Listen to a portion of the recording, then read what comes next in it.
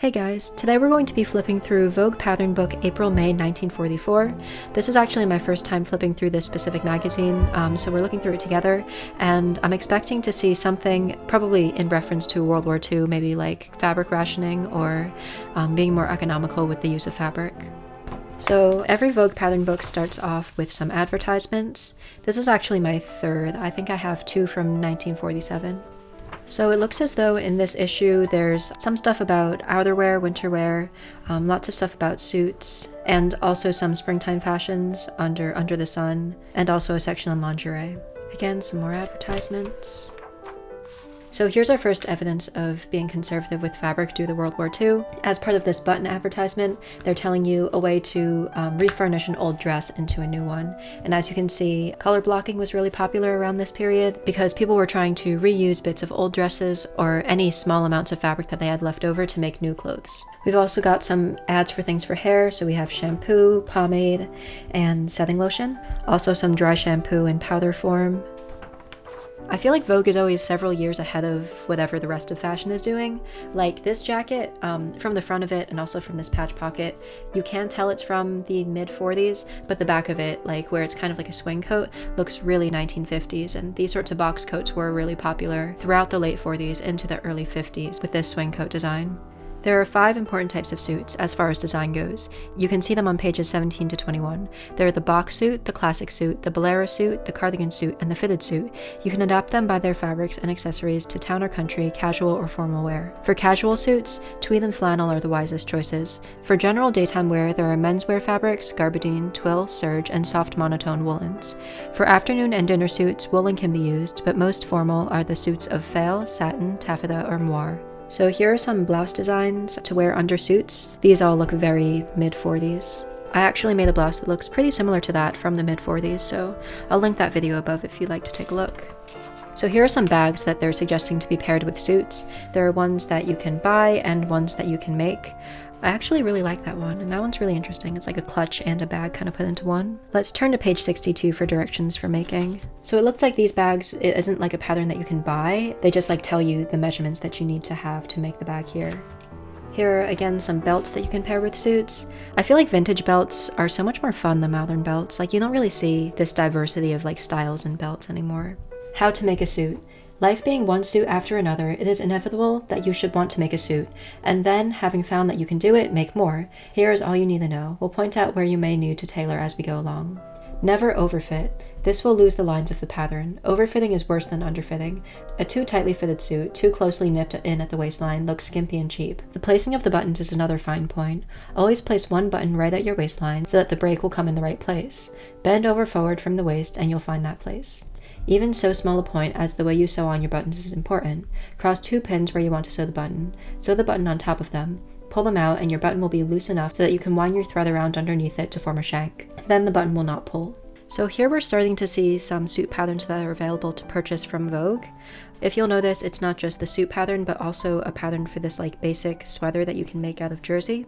I really like these. You can see like the mid-40s pleated skirts. You can see it's got dart details at the waist. I'd kind of tried to do that on a 1930s suit jacket that I made on the channel, but I did like pointed darts at the bottom. Also in the mid-40s, we're seeing some bolero style suits. Oh, so this is kind of what they were talking about before in that other passage at the start of the suit section. So here's the classic suit, the bolero suit, the cardigan suit, and the fitted suit. So I'm guessing the cardigan suit doesn't have like a collar on it, and the fitted suit fits the waist a bit better and ends a bit shorter. This is kind of a style that becomes a lot more popular towards the end of the 40s into the early 50s, and I think it's really flattering to end your jacket like right at the high hip line. I actually did that on a jacket that I made recently, but it wasn't really a suit jacket because I put in a metal zipper.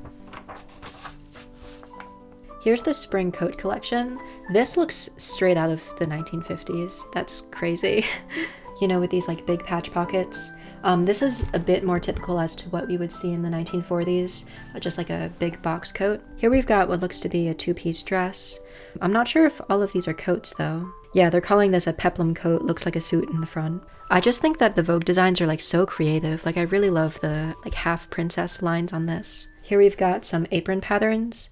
Even the aprons in Vogue are so interesting from like a design perspective. Like this one's kind of modeled after a chemise. It has those style elements that have been popular for like since the Victorian era for chemises. Oh, again, turn to page 58 for directions for making. So again, just like with the bag, they have patterns inside for how to make these. More and more important, jumpers and pinafores. I know I keep on saying this, but like these designs are just so novel for the 1940s, and I think they're really timeless too. Like I could see someone today wearing something like this. And this looks a bit like what Audrey Hepburn wore in Sabrina, probably like 10 years later. Kind of this mixed with this, probably. Here's a section on how to pair flowers with your dinner dresses. I think this one's really pretty. I really like the contrast and the big bow on the front. The bodice on this kind of reminds me of early 50s sundresses, like late 40s, early 50s. I actually made something that looks pretty similar to that. Again, just to show like how ahead of their time Vogue was. Here's some more just like basic dresses. Yeah, again, this looks very similar to a design that I've seen on a sewing pattern, but I'm pretty sure the sewing pattern's from like 1948 or something like a lot later than 1944. Vogue Pattern Book's new knit and sew dress looks like a jumper, but it's actually a flannel dress with knitted sleeves and vestee. There's a stocking cap too, knitted in the same interesting ribbed stitch. You can see the stitch below and with it a swatch of the fabric. The yarn is botany saxotones and the fabric is botany flannel. Oh, so that's really interesting. This is actually attached, like the sleeves are attached to the dress and you knit the sleeves and sew the dress. We made the dress in mustard yellow and the sleeves, vestee, and cap in navy blue, as you can see on the opposite page. There are many other smart combinations you could try. A beige dress, for instance, with black, navy with red with navy, black with pink, gray with white, or all white. I'm gonna be honest, I don't really love how it looks like on a person, but I think the idea is really cool. So here are some Vogue knitting patterns. In my Vogue pattern books from 1947, I don't think I saw any knitting patterns. I think probably by that point they'd split off into Vogue pattern book and Vogue knitting book. Here's some setting instructions for different hairstyles you could try. I'm gonna be honest, I don't really love like the very sculpted 1940s hairstyles. I kind of like just curls that are down better, but I feel like there are never setting guides for just basic 1940s curls. I kind of wish there were. I guess something like that would be just like such common knowledge that you wouldn't really think to write it down. Here, again, patriotism due to World War II, cotton, the great American crop. Cotton is the great American crop. In normal years, cotton accounts for more than 3/4 of the poundage of textile fibers. Cotton, wool, rayon, silk, jute, flax, used in the United States. 10 to 12 million people in this country depend for their living upon cotton and the industries closely related to it. When the war began, 60 countries were producing cotton, but the United States produced more than all the others put together. Even now, in wartime, the United States produces 10 to 13 million bales, and the whole world crop is about 25 million bales. When you know that 99% of the world's population uses cotton in one form or the other, these staggering figures become even more impressive. Most impressive of all is the fact that without increased mechanical equipment, the cotton industry turned out 12 billion something linear yards in the war year 1942. For cotton is as vital to war as to peace.